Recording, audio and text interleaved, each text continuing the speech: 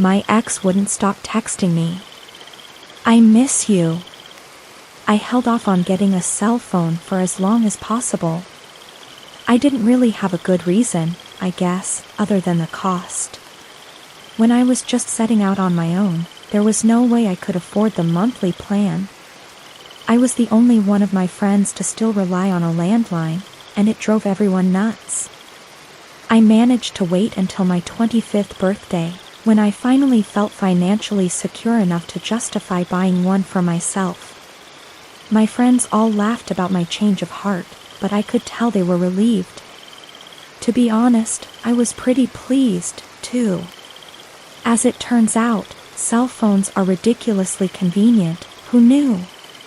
I didn't start getting the texts until about a month after I bought my phone. It was the first message from an unknown number that I'd received, and it read simply, "I miss you." I was confused at first. What kind of introductory text was that?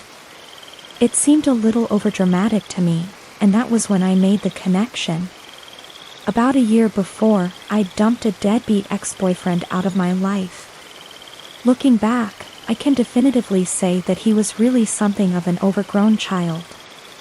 He expected me to cook, clean, set up his doctor's appointments, and give him half of my income each month, as he did not find it necessary to get a job. I shouldn't have stayed with him so long, damn those devilish good looks, but once I came to my senses, I kicked him to the curb, as all his other girlfriends/victims had done before. My guess was that he'd stalked my Facebook or prodded my friends for my new number. After all, this wasn't the first time he'd tried to reach out to me, and I figured it wouldn't be the last. In the end, I chose not to answer. For one, I knew he would just try to manipulate me if I gave him the chance, as per usual. For two, it would give me petty satisfaction to let him feel ignored and unheard. Now, as a rule, I try not to be petty, but sometimes such a perfect opportunity is just too seductive. The next few months seemed to corroborate my inference. His attacks weren't constant, but were always vague pleas that seemed to indicate that he needed a new host to leech off and couldn't find one.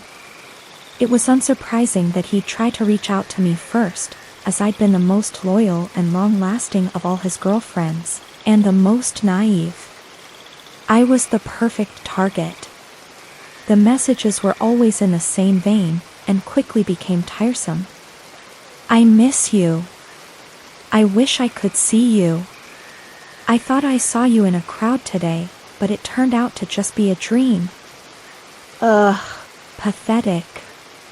One night, about 8 months since I'd had my phone, I slipped up.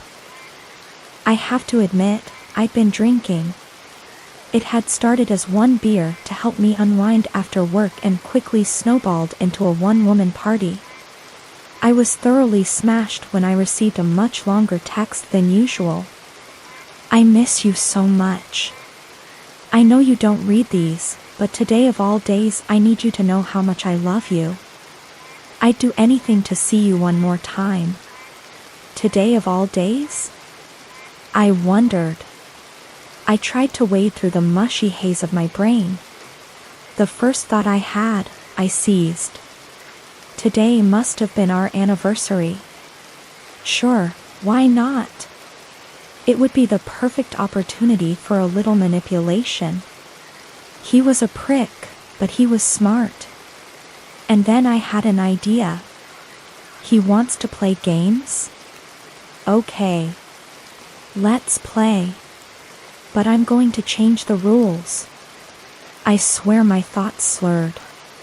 I began to type and my autocorrect struggled to clarify through my drunkenness.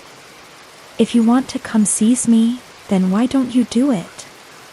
And then, just for good measure, I let him know that I knew he'd been investigating me. "You know where to find me." I sent it, and, with that, I changed fate. When I woke up the next morning, I had 13 missed calls. I tried to remember, through the throbbing of my skull, just what bullshit I'd done the night before. I groaned when my texting history answered my question. Well, at least I hadn't answered the phone, I thought. I silently prayed that he wouldn't message or call again, but I feared that I'd merely succeeded in egging him on. To my great relief, he stopped messaging me. For a week or so, my phone was blissfully free from his assaults. I was secretly satisfied, congratulating my drunken self on her ingenuity. The next week, I received a knock on my door. I opened it only to reveal a man of the badge, his solemn face and blue uniform standing stark in the morning sunlight. His partner stood behind him, his face hard as stone. I felt a strange coldness seeping into my veins as they stared at me. Good morning, officers. Is something wrong? I asked. With very little introduction, they invited themselves inside. I let them in, not sure what they were looking for, but positive they wouldn't find it. I figured they'd made a mistake and was even more surprised when they began firing questions. Do you know anyone by the name of Silence Madison? I was stumped, completely puzzled. I can't say that I do. Why? We found a series of texts to you on her phone. We found only one reply from you. The younger officer pulled out a printout of the texts that I'd been receiving, along with my one drunken reply. Reality started to dawn on me as the older officer asked, "Did you receive these messages?" Yeah, I answered. I added quickly, but they were coming from an unknown number. I thought they were from my ex-boyfriend. And that's why you sent that reply? I was sweating nervously. Well, yeah, I thought it would make him stop. I couldn't stop running my mouth. I was a little drunk, so maybe it wasn't the best decision. The younger officer stepped outside as the older one sighed. There seems to have been a rather unfortunate accident. What do you mean? He took a deep breath and opened his mouth. Silence had had a very rough first year of college. Classes were hard. She didn't quite fit in.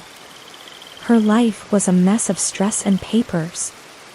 And, just when she thought it couldn't get any worse, her best friend since childhood, Raquel Wagner, died in a car wreck. The death was instant, but Silence's pain was not. She'd withdrawn into herself as the semester went on.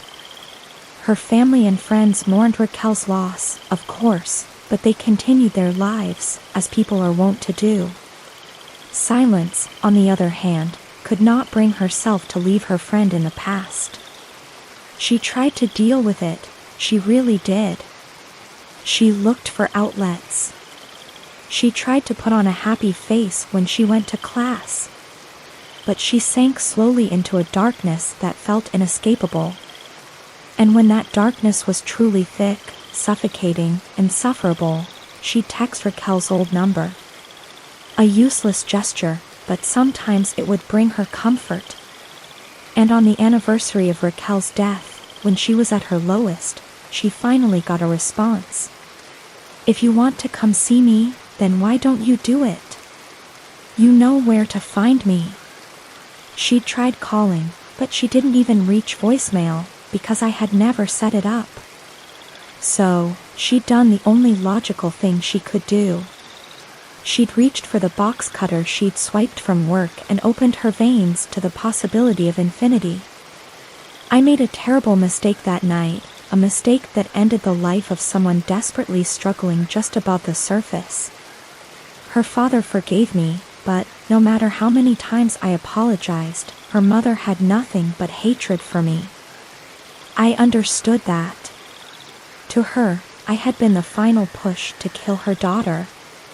The police told me over and over that Silence, herself, had ended her own life. I was not to blame.